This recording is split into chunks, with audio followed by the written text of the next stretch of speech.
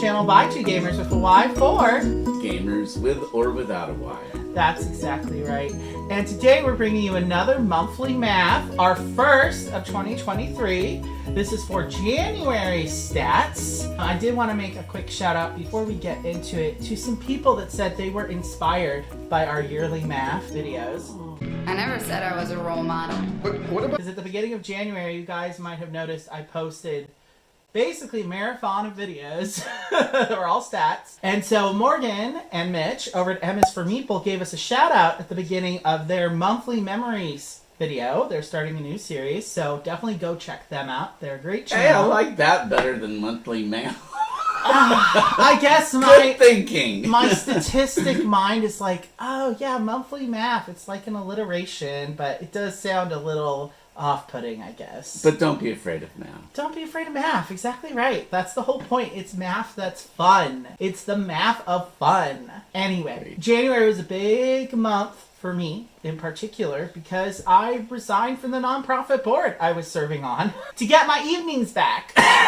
Yay! Mad love to all my band family, but I was just feeling kind of burnt out. And also doing this channel takes a lot of energy too. Like editing these videos is a Herculean effort. But I did get many sweet comments on the last couple of videos that, you know, the quality is noticeably better, which yes, I put my sweat, blood, and tears into the last several videos. It's just nice to get a little validation. And we broke 50 subscribers, guys. Yeah. Finally! Yay! Yes! After more than 6 months of doing this channel, we finally broke 50 subscribers. So, a live video is happening. I'm not quite sure what it's going to be yet. I was thinking of doing a solitary Sunday live, but often I get to Sunday and I'm like, oh my god, I'm like just... maybe I'll do a solo solitary Sunday live this week. We'll see if it will happen. Get down in the comments and let us know if you would like to see a live stream and what you would like to see a live stream of. We could even do one, you and me. Mm-hmm. Maybe Sure, on a Sunday or something, or it could be any day of the week, I guess. What was my other big announcement? Oh, I was going to say the other big thing that we instituted, now that I have all this free time, we're doing more board game nights. So we're doing a weekly board game night on Wednesdays instead of the bi-weekly game day every other Saturday. Then we might do a Saturday game day here and there at work. And I think we might have mentioned in the December video that we are getting together on Fridays with my niece and her boyfriend and their roommate Bailey to do game nights there. But that's not every single Friday. We've missed the last couple because of craziness. They're super good gamers, though. Oh, especially my niece. She's like great. And they're thirsty for games because they just moved into that new apartment. She's finally living on her own. And apparently my sister held on to most of the games. So it's a little barren for games up in Anna's apartment. So we are being her games dealers. And clearly we are well qualified to be purveyors of games and all things fun. So we'll be talking about those game days, and we'll be talking about a super special guest who started arriving at some of our game days as well. But that's later in the video. Okay. So I like going chronologically through this. It helps kind of jog Rich's memory a little bit better. But I'm going to go over our general stats first because I have less numbers to spout out at you guys today because it was quality over quantity. So we played 32 in-person games. And we played with 9 other people, so it wasn't just me and Rich. Though we do play with other people. I think I just mentioned them casually. I never threw out the number. That we play with each other so much. The majority of the time. But it's great playing games. Well, yeah, I like to Mitch and Morgan threw that out as a statistic, and I was like, oh yeah, that's a statistic I should throw in there. How many people we played with over the month? So there you go, including us. That's 11 people enjoying board games in the month of January in Rancho Cordova, California. So we played 32 in-person games. 23 of which were unique games, and 3 of which were new to us, and 1 online game that was new to both of us, which was Cubosaurus, which you don't remember playing. Yeah, I know. We were talking about that. I just don't remember playing it Great at all. little tableau curation game. It's from the same publisher and artist as Cuberts. What's it called? Cubosaurus? Cubosaurus. It's dinosaurs made out of cubes. How can you not Maybe love if it? I see the picture of it. Just for the art alone. Yeah, you should Google it right now. Now, surprisingly, I only had 38 plays on BGA, and I only had 5 solo games in the month of January, so I'm not going to be doing a separate solo video because of that. So, it was mostly even for once. I don't know. I need to do more solo gaming in February, clearly. Anyway, do you know what the other two new to us games in January were? Were they new games that we just got?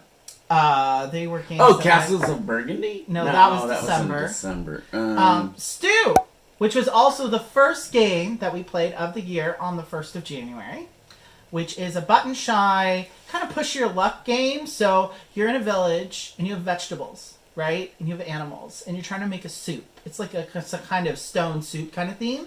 So everyone's secretly pulling a card and you're trying to decide if you're going to use the vegetable to put secretly into the soup pile or if you're going to put it face up on one of the animals to feed them. Because at the end of the round, the animals are going to go wild and rabid and eat all the stuff in your soup if they haven't been neutralized. And so you're trying to be the person who calls out stew first to reveal the death. And if it has enough points in it, you get a point.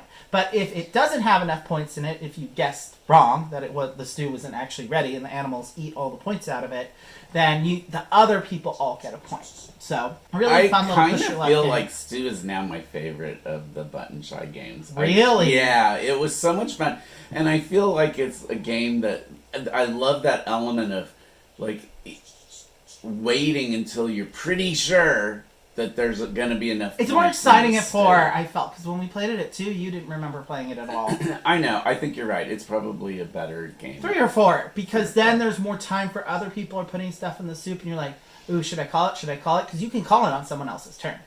It's the fun thing find about it amazing how they can come up with these complex games with just 18 cards. It's just, sure. I mean, and I loved the art in that one. And yeah, I do like that. It's completely unlike any of the other games I think that we've played with Button Shy. I don't really think they have so many unique games that are so different mechanically. They're all kinds of different aesthetics. They're different genres. So yeah, Button Shy. And then the other one was Tides, which was also another Button Shy game. I like that one. Wait, we talked about it in the little December video, didn't we? We did. Maybe that wasn't new to us. It wasn't new in January. Okay, so there were 2 new to us games in January. Not new. So those of you that watched our yearly math video know that one of our resolutions for 2023 was to play games that we didn't play at all in 2022. So basically, we're trying to get things off the shelf of neglect. That's what I'm calling it. And more people should pay attention to their shelf of neglect because... yeah, the shelf of shame is the shelf of shamportunity, sorry. And that video is coming, by the way, because we do have a lot of new games that need to get played that are sitting there. But I think the shelf of neglect is just as important to pay attention to and keeping old favorites in the rotation. Because you forget. Yeah, and then also you may decide that you're not really that crazy about a game, and maybe that. Good, and then it's time to go to Coal City. You know, that's what I'm saying. Curate your collection. So then I played At the Helm was one of my solo games. That's one of the only solo games I played. I think half my solo games were me doing that Twitch stream. So there you go. And then I played a couple of solo Tides, and then that was pretty much it for my solo plays. So, you know. You were busy this last month. It was very busy because we were doing a lot of game day. Yeah, just... well, that was new. Yeah, I'm doing it every week. Like, we had a real journey in January, let me tell you. The new year has been not a roller coaster. I think it started better than last year because at least we didn't get COVID this year. This January. Yes, last year began with COVID for both of us. Then we played bagh chal again because you wanted to get back to it. You know, I want to play that more. I want to win and be one of the goats. You want to win? Yeah, because goats. Every time we play, the Tigers have won. So I mean, we're really we're just bad at the strategy because I've heard that it's really about the goats. It has to be possible, or it wouldn't it's be definitely possible. Yeah, so we're just not doing something right. We got to keep after that. We do. It's the same thing when we gotta travel to Kathmandu and find those those old guys that are sitting outside the coffee shop or whatever that are playing that game. Be like, hey, give me your tips, you know? And they'll be like, well, you're gonna have to study with me for 20 years before I can reveal my secrets. There isn't enough time. We're gonna have to join the bagh chal cult, you know, to learn the secrets. So I do also want to mention another statistic. We didn't play any of these games more than twice in the month of January. We were just like, okay, revolving door. It was a revolving door kind of month, which I know you're not the biggest fan of, but I like to get things off the shelf. And I like to cycle through things because variety is the spice of life. I know. I just wish we had a few more opportunities to cement, like, because I do have memory issues, it's just like playing them in repetition would be better for me actually. It's true. Learning and solidifying. It's true. And I think last year we had more stints where we were really hot on a game at first and we were playing a lot at We first used and to it helped be like solidify it. that. Well, there's a game we'll get to at the end of the video that I think definitely is something we should be playing once a week, if not more. And then we played Cascadia a couple of times, and we introduced it to Shelly and Jamila and her boyfriend Mike, not to be confused with Celia's Mike, many Mikes. Yeah. And they really enjoyed it. Though, I do want to say that you keep on saying these games I try to get you guys to play are too long. Like, we played Meadow for my birthday, for instance, because my birthday's in January 10th. That was long. And it took 4 hours, but they were really into it. But then we went and played Cascadia, and charcuterie and champagne might have also been involved in that play as well. And that took 4 hours. Cascadia. 4 hours. I don't think it's the game. I don't know. I think it's my lack of party games. We should be playing more party games when the champagne's getting cracking, I guess. Cascadia is pretty easy, but Meadow's not really that hard, but it is hard to actually get the combos to make the chains in Meadow. I just feel like to me, Meadow, I like the game because of the art and stuff, but it's a little dry for some reason, and I think that's maybe why. I mean, I guess if that's how you feel about That's it, how that's I would a describe strange. Your opinion has kind of vacillated a lot on that game because you're not really as in love with it as I am. I know. But I think the thing about it is I realize conceptually and weight-wise, it's not a light game. It really is a medium-weight game. Well, that's been your favorite game for quite a while. Yeah, I don't think much is going to dethrone it at this point in time. But I'm just glad that my friends and my loved ones were willing to indulge me on my birthday. Oh, yeah. And I do want to play that game more, maybe when there's not alcohol involved. And by the way, we do not always drink when we're playing games. Just so you, like, you're seeing us drinking a lot. But when if like Shelly and Jamila are coming over here, we're going to Jamila's house. Then You're getting festive. There is going to be alcohol. Which is one of the reasons I'm like, okay, we need the weekly game day so that we can have more dedicated time to play those more hobby games that I want to play, away from distractions like joy and fun.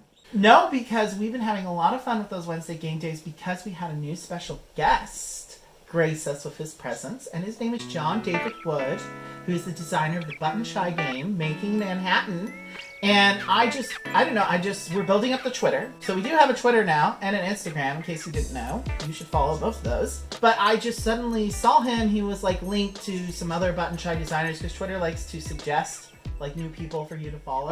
Yeah. And I saw him on there and I saw, El Dorado Hills, that's close to here. That's like 15, 20 minutes from here. And I was like, I just messaged him and I said, hey, you want us to play test some of your new designs? I see you're posting a lot about all the stuff you're working on. And he was like, are you angels sent down from heaven? Did he say that? It's like his response. Or just you, a little bit. You imagining. It's like the clouds parted and whatever, because he hasn't been living here that long. So he's clearly just looking for more board gaming friends, as we all are. And as our previous conversation should tell you, as much as we love our friends, it's hard to find good board gaming friends, like people that are willing to play especially if you're into medium and heavier games or more hobby like niche games like we are. It can be hard sometimes because you don't want to foist all these games on your friends who are just looking to have a good time. Right. You know what I mean? Sometimes, if people aren't into that and that's all you want to play, it becomes a little hard sometimes, and I've also realized too, I just need more party games in the collection is the thing, and I need to stop trying to force people to play heavier games than the occasion calls for. Yeah. Most of our friends are not into the crunchy Euros. So that's why it's been really nice doing the game days with John and doing the game nights with Anna, because they are into those games, and it's a way to get that itch scratched. So, I'm not like trying to, Yes, I know. So he's really been enjoying it. I think he's becoming a fast friend, and we've really been enjoying having him at game days. So, and honest to God, everyone likes to have new friends and stuff, but You know, being that I was a little like, oh my god, this guy's a game designer and stuff. But we were nervous for like, is he gonna be like too intimidating? Is he gonna be a jerk? Yeah. Because I just hit him out of the blue. Like, you know, all I knew is that he God. designed a button shy game. You know, like, hey, you know. Yeah. We took to each other and the Super three nice. of us Super like nice right guy. away. I could tell. Oh, this is somebody I. And totally I like that he like. identifies as a Care Bear player because that's also now my new identity. I've decided. You are a Care Bear. Though sometimes I do like to be chaos. That's Just his to be other chaos. alter ego. But bunnies like to be chaos. Sometimes I'm cute and sweet, and sometimes I go on a rampage. Start taking a swing. Don't take bunnies for granted. That's right. So that's been really fun. And we tried one of his new games. We play tested one of his ones that's contracted, I think. It's still in development. And we can't talk a lot about it because it's a super secret project. But we can tell you we really liked it. And it We was did fun. really like it. I thought it was really fun. We can talk about some of the mechanics, just not the theme. It's still super secret. But it's basically like one of those games where you're trying to get rid of cards out of your hand because they're negative points at the end of the game. And so I thought there was a really interesting mechanic with, as you score things, you're bumping up this track. And then if other people then want to score that same thing, they have to meet the minimum of what you scored. So they have to keep on scoring more than the last person who scored. Which I thought was a really interesting, you're bumping tracks. You're kind of building this shared It's tableau. like a tic-tac-toe kind of Yeah, kind layout. of tic-tac-toe. Very good. And I'm excited to try his next one, which is an I Split You Choose game. That I think Is he you're bringing really gonna that enjoy. one this week? Thursday. Oh, We're going to okay. get together with Okay. him on Thursday because, like we said, he's our new best friend, and we love John David Wood with all our hearts. So, what else happened? We played some Draftosaurus. Speaking of light games, okay, I'm not all into, the scary games. I mean, people that watch the channel are like, "Ugh, you're not even into heavy games. Like, you have, like, some medium weight games, but, you're still, like, a noob."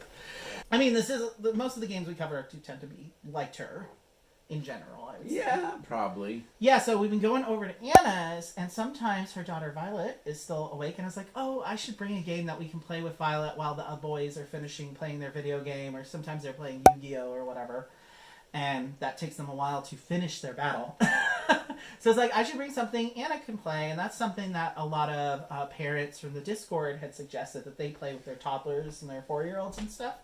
And so you just don't use the dice, but the kids really like, ooh, Dino Meeples. How can you not like Dino Meeples? And so I should post some pics here of me and my 2 nieces just playing Draftosaurus because it was some quality family time, gaming time. So start them young.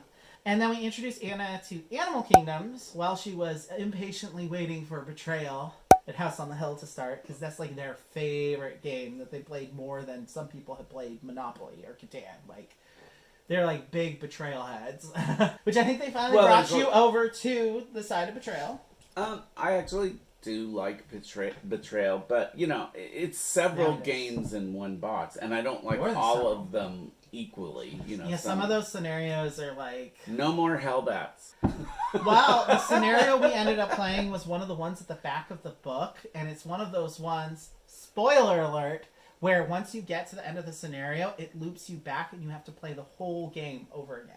Oh god, that was so funny. And we're just like, well, we're done. And the new game ended in like was either the first or second turn after we restarted the game. Right. Yeah, it just ended like, whoop, and we were all like, oh, I guess it's over. And It's so, funny. but that's what's fun about that game is you never know what's going to happen when you get to the scenario. I like You that know? aspect of it. It is Yeah. definitely keeping you on your toes and always guessing. And it's like that honestly, I would not have predicted it would work out that way. We were thinking, oh gosh, we're gonna have to replay this whole thing. Yeah, we thought we were going to be there for like another hour at least, and then it was like, what, 10 minutes or something At like most. that? It was It was one like- full round, and there was 5 of us. Yeah, so after just one more full round, it was like Over. dead. Because I think it was something you have to go back to the start, but you just have to roll certain things a certain amount of times, and that triggers the real end or something like that. But yeah, that was fun. And speaking of fun, we played Fun City again. Because again, I'm trying to keep things in the rotation. I might have gotten a little crazy with the crazy cards. Actually, I only used 5 crazy cards in that whole game. I still won. I like to dust that one off every now and then and go back. You know, it's just that there's things about that game that are just, it is. It's just like silly fun. But, speaking of good retro thrift store finds, I do think that was like a really great find because we got it in Goodwill. I've never even heard of it before, had you? No, it was some stupid Mattel whatever roll and move from 1987. So clearly it was like totally. Whatever. There must have been a lot of them published though for it to end up in the thrift stores, and it was still in decent condition. It was. Though one of the pawns was replaced by one of those little mini hockey pucks. You know that you use, like one of those little mini hockey. But games. I mean, even the cards didn't have that much wear on them. Considering they're literally just cut out like stock paper, not even like real cards. I mean, I would expect something like that to be all tattered and like. No, clearly it was just sitting on someone's shelf for like 10 or 20 years, and someone died, and I guess it ended up in Goodwill. Now it ended up in our hands, and we've had a lot of fun with it. Like, it's surprisingly fun. Like a lot of roll moves, you go back, oh, this is so stupid or whatever. But that one's a really fun. I totally want to hear from people. Like, what are some other? Like, I had never heard retro of fifth store games. What are the ones that came out that are fun that nobody really that have held up the test of time? You know what I mean? Because there must be some more that are not Monopoly. Then we also dusted off Dominion. We taught Shelly and her sister Jen Dominion, and because they had been taught it wrong by Jen's roommate, who used all the decks in the entire box when they played Dominion. Oh. Can you imagine? No. How long that game would have taken? Oh my god. So for those of you that have never played Dominion, it's one of the OG deck builders, and you're only supposed to use, 10 of the different decks, and then when 3 of them run out, that triggers the end of the game or whatever. But there's lots of different, and then he has an expansion, Dominion Renaissance. So you can actually pick your decks. You can pick your decks. But they have suggested modules for when you're first starting. But stuff. I mean, trying to play with them all would be like horrible. So we taught it to them right, and they really enjoyed it. Jen was really gunning. Oh, she was in it to win it. How did you feel about Dominion yourself? Apart from like that, it was fun to introduce. I think it still holds up. I enjoy the game. I don't know if it's something that we'll continue to reach for a lot, but it's something I would definitely like to dust off every now and again for nostalgia's sake. I wouldn't get rid of it. I just am not... The thing I still don't like about that game is it's basically just whoever gets the most gold and can get those provinces first. It really is a race. He's really good at getting the provinces, too. I almost won. Like, Jen just barely beat me at the game. Yeah. Which I don't remember being that good at it before. I remember you being really good at getting the gold and getting the provinces before. So, but it was good to dust it off again. I'm definitely never getting rid of it just because it was one of our gateway games. But I'm glad that it still holds up. It does. I would say, though, at this point, I don't know, did we play with any cards from Dominion Renaissance? No. I mean, I did like that expansion. Did you like the expansion? It's kind of overpowered, but yeah, it's overpowered. That's what I did. Yeah, I just like that there's actual physical coins in Renaissance. I think that it was getting the expansion that kind of started killing a little bit of the fun. It just I almost have been debating getting Intrigue because I've heard that's the best expansion, and that really kind of adds more interesting mechanics into the game. I mean, there's 1,000,001 expansions for Dominion. They just came out with a new one, so I know. They come out with a new one every year practically. But that's the one I've heard is like supposed to be the best. It's like one of the first expansions. Maybe I'll give that one a try. Maybe, yeah. I think if we thought we were going to be playing it more consistently, I would definitely get it, but I don't know how consistently we're going to be playing it, or if it's just going to be every once in a blue moon, or like once a year. We'll maybe have a couple to see. Times a year. Maybe that's. Maybe Shelly will be like, "Hey, I want to play Dominion again." It could happen. We'll see. We'll see. Then we dusted off 4 Gardens. Really good game. Oh, I forgot how much I liked that game.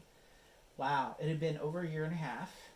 And that pagoda. I like any game that has a big 3D component that you actually use, because that's the way you get resources in the game, is you're turning the different layers of this pagoda, and you can either get stuff from the top up to the bottom, or the bottom down to the top, depending which card you play. And there's like different symbols on the sides of the pagoda that have the different resources. So it's a lot of resource management to kind of build out this panorama tableau, kind of similar to Kaido kind of vibe, but with more resource management.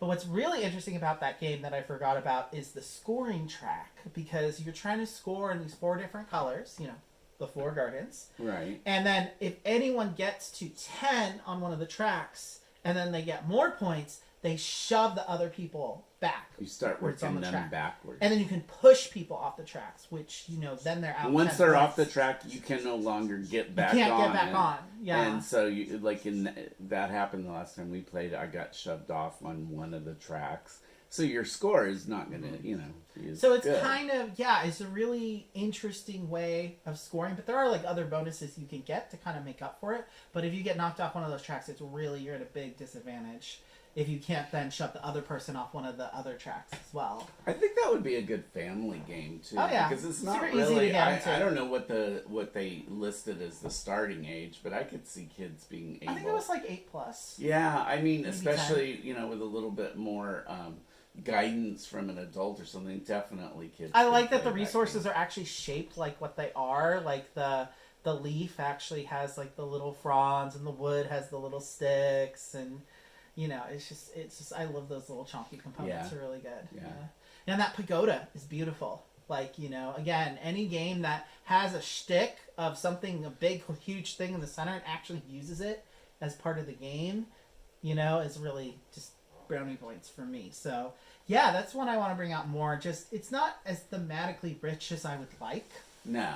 I wish I had a little bit more of that Korean history going on, because it is based on an actual, Korean queen who built, it was the tallest wooden structure in the world at the time, was the original temple Buddhas. That's what the pagoda is. It's good for what it is. It is. Yeah. Yeah. And it's a good game to pull out every now and again. I'm like, I just want something that's easy to get into and light, and we can get in and out of in under an hour. That's a really good. Mm-hmm. It fills a needed niche in the collection that I should remember more. And speaking of things that are just taking up space, we're almost done with that Zombie Teens campaign. We have one more envelope. I had a dream last night that I was just like, who even cares? Let's just rip open the last envelope, stick the stickers, whatever, on the comic strip, and then just light the whole thing on fire. Or put it in the trash compactor. What's the best way to recycle a legacy game? Honest to God, I do think, with the title There's like been some Zombie fun moments. Teens, I think that a lot of teens would probably enjoy it. It is a kid's game, though. If you're a hobby gamer, I would say... There are family weight games that I think are also good for hobby gamers, but I just don't think that's one of them.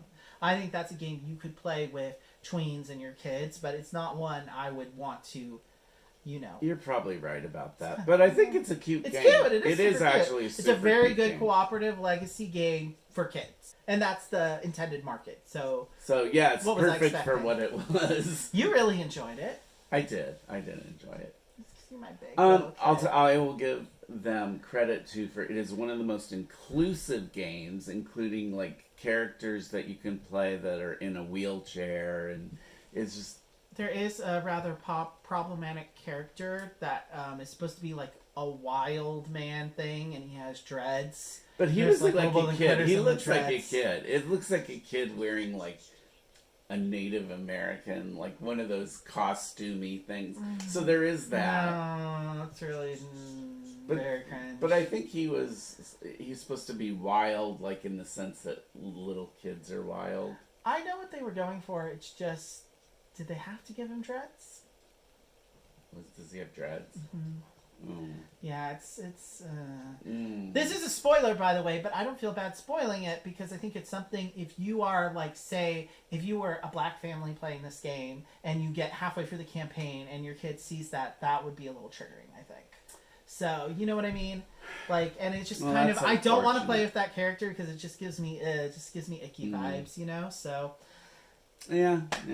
I do appreciate that they do have one of the main characters you play as is disabled, and he has really cool powers too sometimes, the rockets and stuff. And definitely, it's not sexist in that I think the girl. Well, it's a woman designer. Yeah. I mean, Basically And good, just that one little thing, which is unfortunate. It is unfortunate. And Somebody should have caught it, but I still think they were trying to say wild, as a 4-year-old is wild. Yeah, and I get it because he has all the different debris in his hair and stuff, but it ties in a little bit too much into that whole savage trope. Yeah, you know what I mean? It could. I don't think that's what they were going for. It's not subtle. I hope that's not what they were going for. I hope not, but Anyway, cultural consultants are a thing. Then we also, speaking of the flip side of that, is we played Rajas of the Ganges more. We had a very epic Rajas of the Ganges game with John and Shelley that may have ended up with someone throwing dice in my face, but Wasn't me. It was not Rich, and it Wasn't me. Well, I guess I'm limiting it now. I should. John did not throw dice at me. It's okay. We've since mended ways, and some of us are, learning how to play these heavier games without needing to win. I was just glad that, everybody enjoyed the game. Yes. Maybe some people didn't enjoy not winning the game. And maybe we had a very healthy heart-to-heart with that person, and it's all good in the hood. Yeah. Sometimes games can be emotional, and I think it is important that when you do have those emotions happen, that it's important that you can all respect each other enough to have an open and honest dialogue about it. And I don't know why people feel that winning is so important in games. It's nice. Well, toxic monopoly Everybody syndrome. loves to win, but it's not the objective of the game may be to do this and then you win. Sure. But my objective for playing is to have fun and enjoy the people. Yeah, I think there's a lot of people that maybe grew up playing with a super hyper competitive family with parents that would never let them win and were super rules Nazis, and toxic family monopoly syndrome. That's what I'm calling it. Yes, and it's hard to get over, and it's just I didn't really grow up playing games that much with my family, really. I played Sorry with my sisters, and we played card games and stuff, but we had maybe a couple of family nights, but not a lot. And that's the one reason I hate Monopoly was family night. And when I think it was my dad tried to institute family game nights with Monopoly and would force us all to sit down.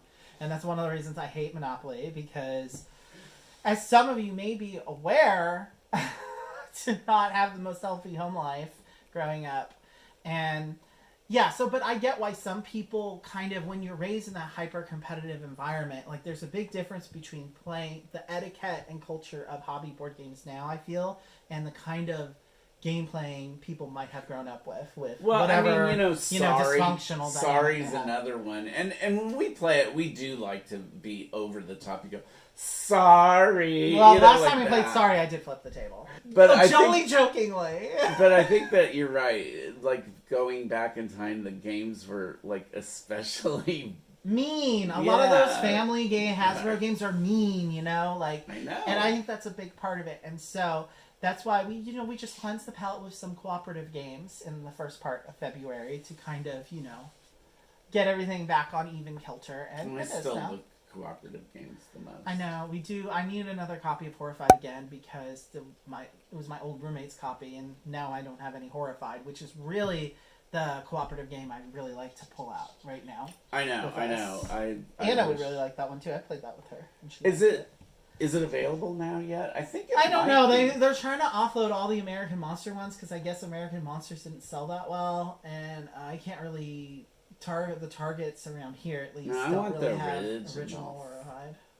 I want the do originals. too. I grew up with monsters were a big part of my childhood. Weren't you saying you made the little models of Dracula? Yeah, other boys were making models of cars, and I was making models of the creature from the Black Lagoon and all this other stuff. Speaking of cooperative games, we also introduced Anna and Logan to Forbidden Desert. They still have my copy right now because we played twice in a row and we didn't win either time. So it's here, I'll leave this with you guys so you can crack the code on it. Because they don't have many games in the apartment right and now. you know what? Anyway. It was still a ton of fun. We may have lost, but it was really fun playing with other people too. those We only cooperative played it games. at 2. Yeah, we had before. already. So yeah, I do think cooperative games sometimes like a little bit more might actually make it harder, but it was still a ton of fun. Yeah, I think it's harder in those Matt Leacock games when you play with more people, especially because that's more chances to pull those bad cards, and it's longer to get around to your turn for you to really do I a almost lot. feel like 3 might be the perfect number for some of those. I agree.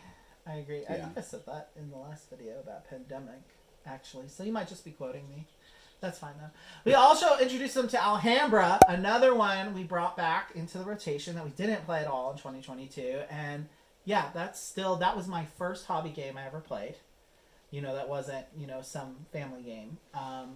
Yeah, and that's still one of my favorite games of all time, I think. Alhambra. He So it's not loves going the anywhere. gardens. I love the gardens. That's the way to win. Those freaking gardens, man. I still swear by the gardens. He's right. I got close the number to winning. of points for the gardens is more than for any of the other kinds. But of... yeah, Anna really, she gunned hard and she did well. And that's why I love my niece. Because she beats the pants off me.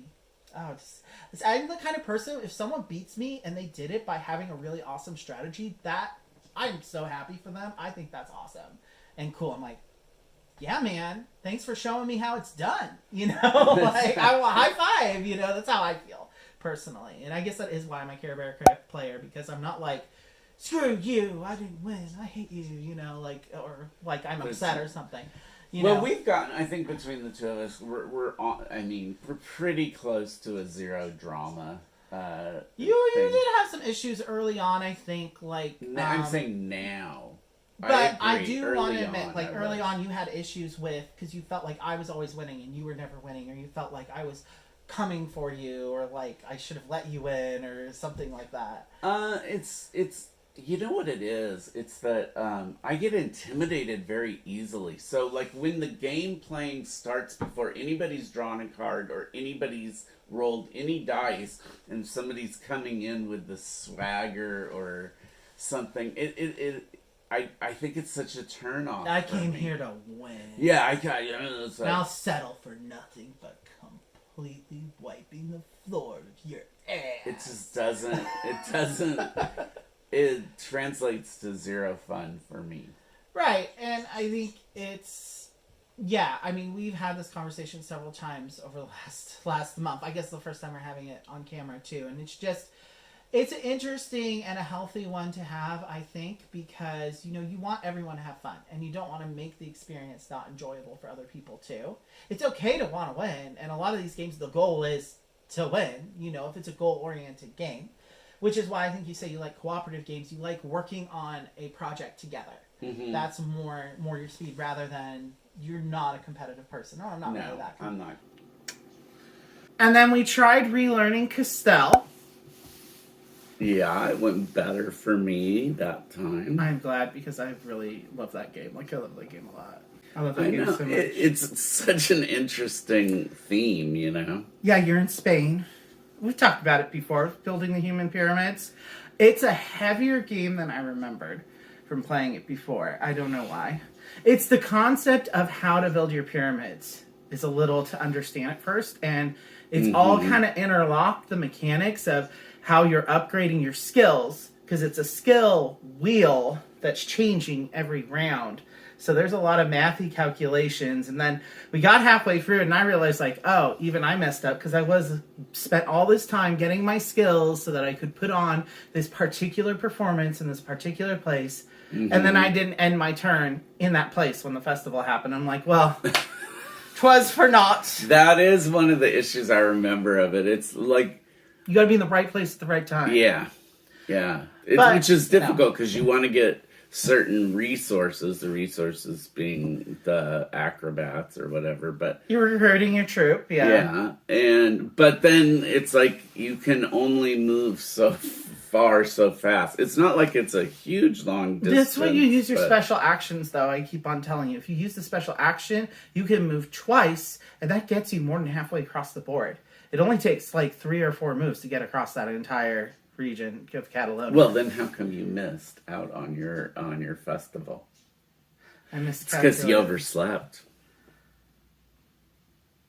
Are you accusing my troop of being lazy? Luggard. Slugabeds. Anyway, we're definitely going to play that again this month because we kind of relearned it. It was a relearning game. And there were some struggles at first because I'm trying to force him when we relearn these games to actually read the rule book out loud to me so that I can get him to, I don't know, try to teach me the games for once. But it's hard to read when you're being choked. It's true. Look how perfectly his hands fit around my They neck. do. And then, of course, the last game we played in the month of January was the Castles of Burgundy. So we've been averaging a play per month, though I think we need more for you to solidify. As you're saying, it's one of those games you need to play it back to back to back to, internalize the rule set. I don't feel like it's valid. that. It should not be that difficult for me to learn. It's more like It's just remembering what all the tiles do. solidifying. It's the solidifying the thing. Yeah. I mean, it never takes me that long to get. Well, caught same thing back with up. Castell. Like, we went back to relearn it, and you're asking me all these questions, and, like, I have no idea. I don't even remember at this point. Yeah. So when you don't play it for a while, you do lose it. Because we are playing so many games, and that's just par for the course. But there's some games you do need to, like, play within a certain time frame to keep them fresh, for sure. Even for me.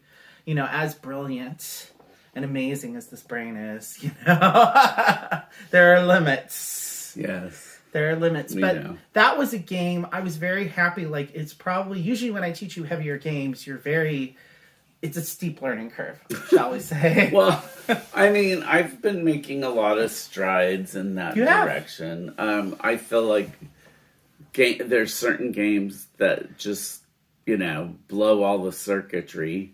Yeah, and you But usually that have a wasn't so negative bad. reaction when it's a big learn. You Yeah. know what I mean? And that was the one rare case where you're like, no, I actually really like this game. So I was like, yay! He likes the Because it hero. has dice. Dice, anything with dice. You just love chucking dice. I This is do. just love throwing the dice, but not in my face. We won't go there. That has You- never happened from... You've never thrown Yeah, dice I've in my never face. thrown No. dice in anyone's face.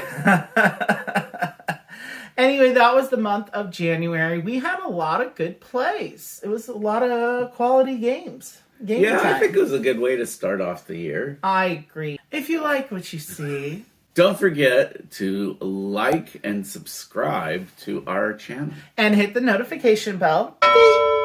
That way you won't miss anything. Also, follow us on Instagram and Twitter. We do have an Instagram and Twitter now that are maybe sometimes more active even than the YouTube at times. And we do have a little tip jar if you're so inclined, to buy us a cup of coffee, say, or, help us get towards buying more equipment. That This is guy there. likes expensive coffee. I'm going to just come right out and say it. Anyway, no pressure, but it is there if you're feeling like throwing a buck down our G-string. Always remember to be gay. To crime Don't get caught. and Get gay men. Cubosaurus. Cubo. Yeah, because O sore. Cubo. Cubo. I said Cuba. Oh, Cubosaurs. Cubosaurs. No, that's... No, I looking it up on didn't. BG. Anyway, I don't know what you're doing. I have to license for see, this is why you don't put this stuff in. And then it just changes it to dinosaurs. Every time I try to put in Cubosaurus, it autocorrects. It's really aggravating. Why is your phone autocorrecting so much? I Fuck your don't know. phone. Fuck you, Google. You don't know. You don't know. You don't know better than me. Can we redo that? Well, of course we could. Which part?